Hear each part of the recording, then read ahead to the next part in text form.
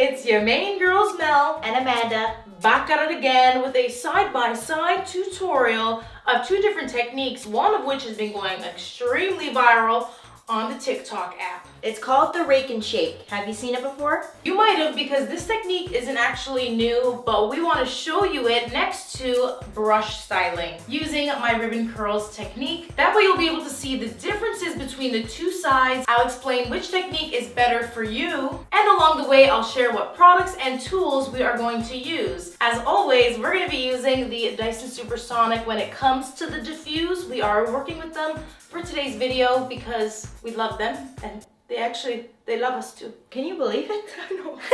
It's a dream come true. It's a dream come true. So thank you so much to Dyson for partnering with us. Now without further ado, can we get started? Yes, your hair is drying very rapidly because we haven't applied any product yet. Yes, let's do it. Whatever, Amanda, get the water bottle. Oh, you have the water bottle. Okay, spray. I need to leave in. My t-shirt is actually soaking. Well, so here's the thing. Amanda's hair is high porosity. It's also very coarse. It will hold on to a lot of water when it is wet, but it will also spit that water right back out. So anytime we're styling, especially coarse hair and hair that gets dry very quickly, we need to use a leave-in conditioner. So we make sure that the hair is nice and wet first and foremost, so the water, so that the product can evenly distribute. Beautiful. And now we are going to very generously use a spray leave-in conditioner. My hands are slippery, thank you. So for this technique, are you going to be using the same products on both sides, or do these require different kinds of products? The only differentiating tool that we are going to use in this is a brush on one side and then our fingers on the other side. Otherwise, we're going to keep products the exact same, because I really want to share with you how it's the technique that can make the biggest difference as well. It's not just products, but how you use them. So right now, we are just making sure that the hair is coated really well. This is a detangler leave-in conditioner, which is really important because if you don't have good slip in the hair, you can cause mechanical damage and then breakage while you are styling. That's not what we want. We always like to focus on healthy hair here on this channel first and foremost. That doesn't mean that we shy away from different styling techniques, such as brush styling or even using heat. We just like to focus on sharing the tools and the resources so that you can do these techniques properly. Okay, thank you. And now we're going to begin with the rake and shake. So you can see real time how long it takes to do half of the head with the rake and shake versus half of the head brush styling. I would really love to see if it's faster to rake and shake. So what is the rake and shake? Well, the rake and shake is definitely not a new technique. It's something that people have been doing probably since the 80s. Oh, really? But specifically, as far as I could see, this technique got popular because of Wee Dad. Not the brand, but the gal. Now, Wee Dad is a stylist who is the founder of the brand Wee Dad, and her rake and shake styling technique, I say hers because, again, she made it popular.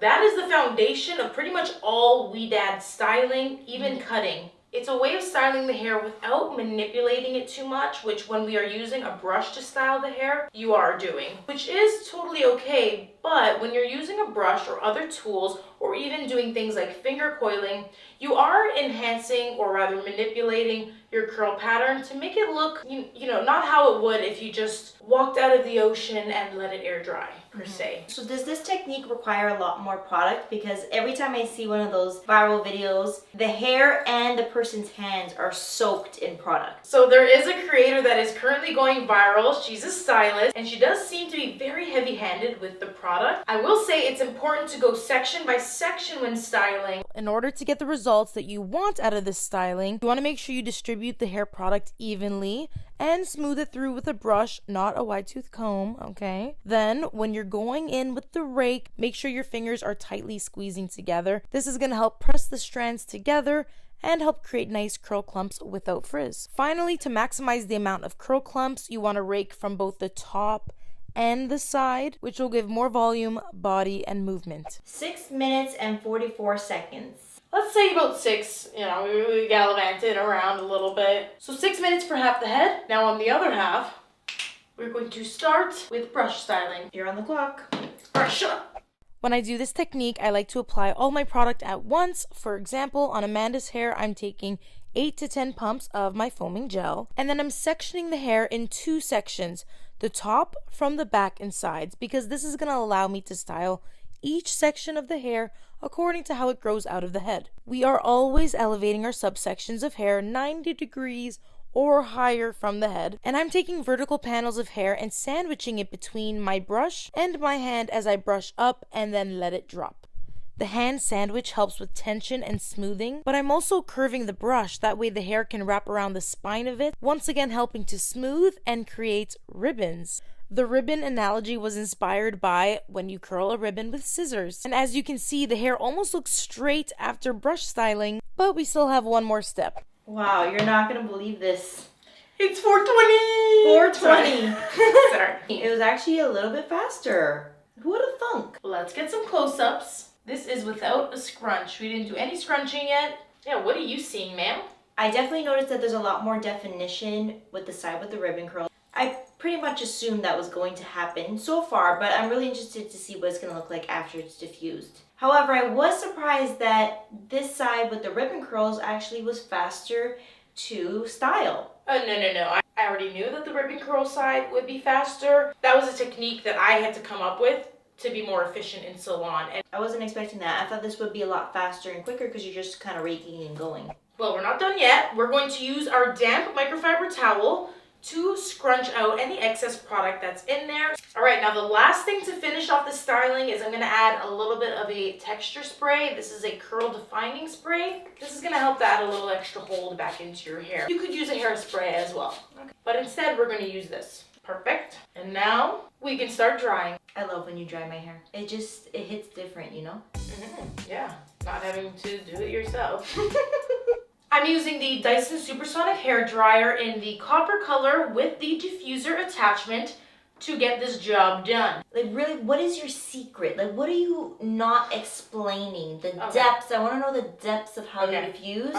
And why you use this dryer as well. Okay, I'll show you. I will explain the most important tip I can give you when you are diffusing your hair or drying your hair, period, is not touching it. You cannot touch the hair and disturb the curl before it is completely set in its dry form, or at least in its casted form from your styling product. So that's really, really important. You have to have patience not to mess up the hair while it is still, wet and fragile. Now that can take a very long time, which is why I like to reach for my Dyson, because it's extremely powerful. Like, even with the diffuser attachment, that will not blow the hair away. It's not, too powerful that it will cause frizz, but it's just powerful enough that it dries the hair very quickly. And I also use the dryer on high heat. This is a controversial step, but for me, when I'm using my Dyson, I have no concerns about heat damage because this has intelligent heat control that does regulate the heat 40 times a second to make sure that it never exceeds the chosen heat setting. And the hottest heat setting for this dryer is nowhere near too hot to cause extreme hair damage. Plus, I pair the tool with the technique, which is hover diffusing. All right, so all that time during your hover diffuse, you're using high heat, high speed. When you do start to scrunch, because I know you like to do that to finish off the hair and create that bounce, are you dropping the heat setting at all, or are you keeping it the same? This is going to be entirely dependent on your hair's needs.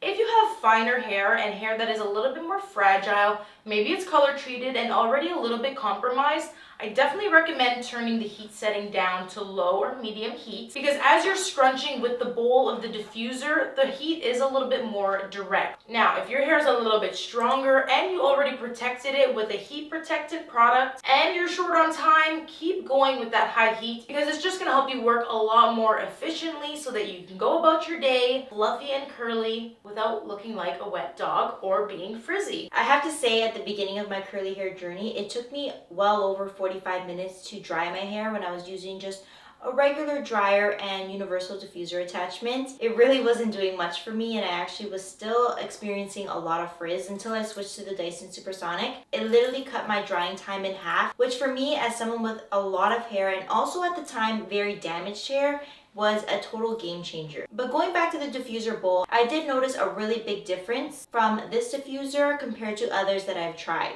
It's simply the amount of holes. There are 3 different layers of mesh in this diffuser bowl to help disperse the air evenly so that no curl on your head is being blasted with air that's going to ruin all the definition that we put in there. I also noticed a lot of people complain about the depth of the bowl. I honestly, as someone with a lot of hair, have never really found this to be an issue. I agree. Personally, I've never had an issue with the size of the bowl, and I really appreciate the size of the prongs. At the end of diffusing, I like to use these prongs to kind of massage the scalp. This is going to make sure that the scalp area is dry. It's also going to help to fluff it out for a little extra volume. Oh, the timer. Well, the timer, Amanda. Timer. Timer. For your length, your coarseness, your porosity That with is product. Exceptional time. That's really good. It's exceptional. I mean, I take half the time, but my hair is more fine and half the size. But hello, what do you see? She's asking you or me? I'm asking you. Or Them.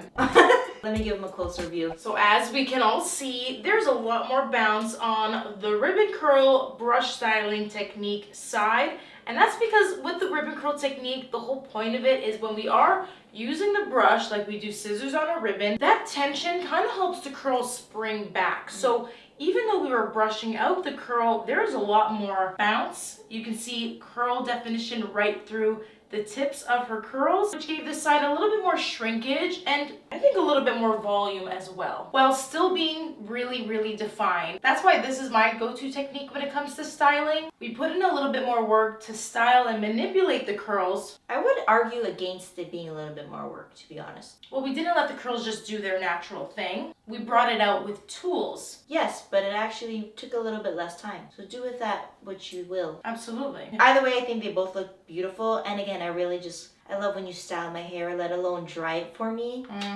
It always comes out so well. Which is what I like to do. Personally, I like to use my products, my tools, my techniques to help enhance and bring out what could be on naturally curly hair. But on the flip side, with the Rake and Shake, this is really just defining the curls naturally. You can actually see that the hair looks a little bit more wavy, which especially on Amanda's length, with her amount of weight, the Rake and Shake kind of helped to elongate. So she did get a little bit more length on this side. There's still lots of great definition, but not as much bounce. And from experience, this technique will not work for everybody. If you have really fine hair, this is definitely not the technique for you. And on the same note, ribbon curl styling might also not be for you, although it's for 99.9% of people. Honestly, if your hair is wet enough and you're taking the right section size for your curl pattern, then anything is possible. Let me know if you have any further questions. But as for this, as for the rest of these techniques, as for the diffusing,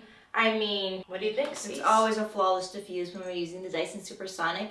Thank you again to Dyson for partnering with us on this video. It's truly a dream to be able to work with one of our favorite brands in the hair care industry. Especially a brand that is constantly inspiring me as a creator, as a hairstylist, and investing in this industry.